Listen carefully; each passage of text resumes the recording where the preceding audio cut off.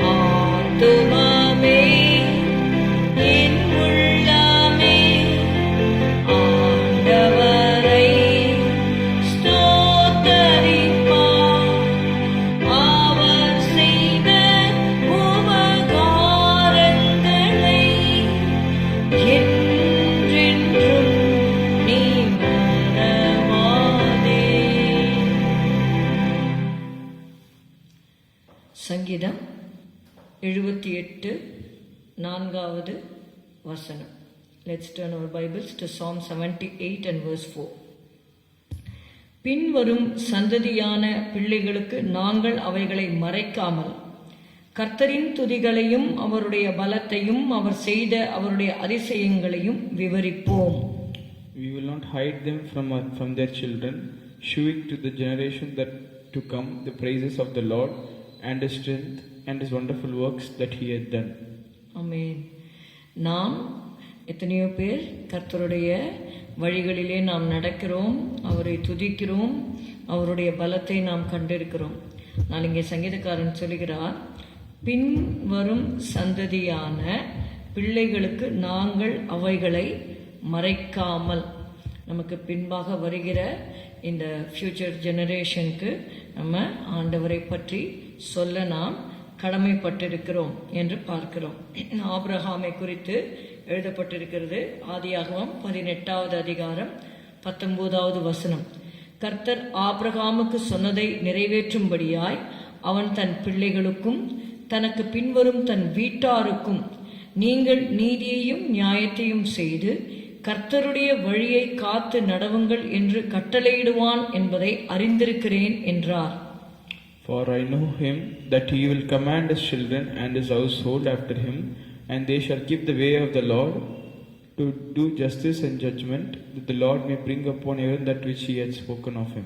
இங்கே பார்க்கிறோம், ஆபிரகாமை குறித்து சொல்லப்படும் பொழுது அவன் தன் பிள்ளைகளுக்கு, தனக்கு பின்வரும் தன் பிள்ளைகளுக்கு கர்த்தருடைய வழிகளை அவர்கள் கை கொள்ளும்படி கட்டளையிடுவான்.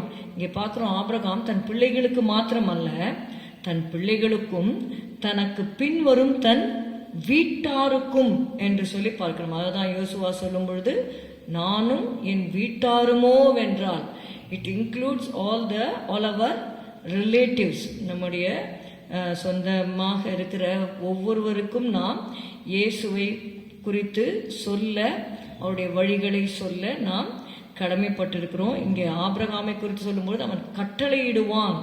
He will command his children and his household to follow the commandments of the Lord என்று சொல்லி பார்க்கிறோம்.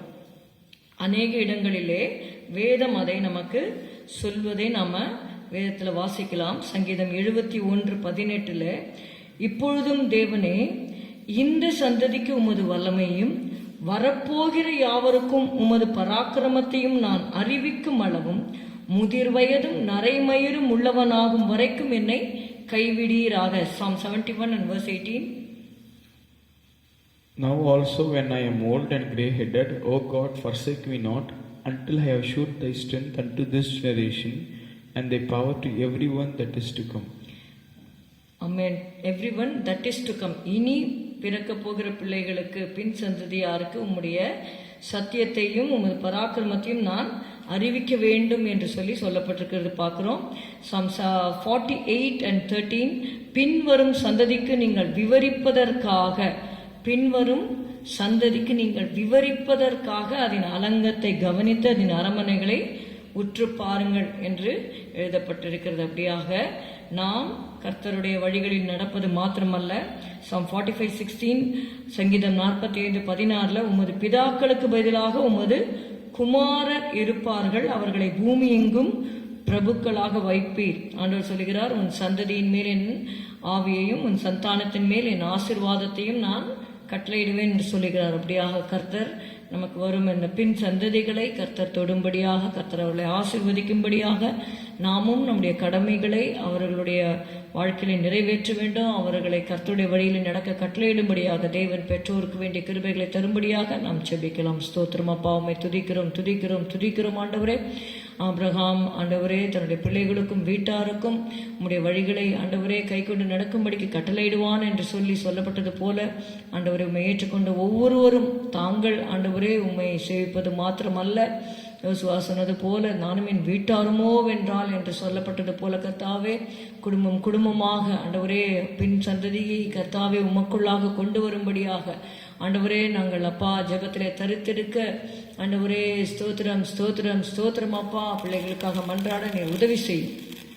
இயேசுவின் நாமத்தில் பிதாவே, ஆமென். என் ஆத்துமாவே கர்த்தரை ஸ்தோத்திரி, என் முழுவதுமே உடைய பரிசுத்த நாமத்தை ஸ்தோத்திரி. என் ஆத்துமாவே கர்த்தரை ஸ்தோத்திரி, கர்த்தர் செய்த சகல உபகாரங்களையும் மறவாதே. Good morning. Have a good day. God bless you.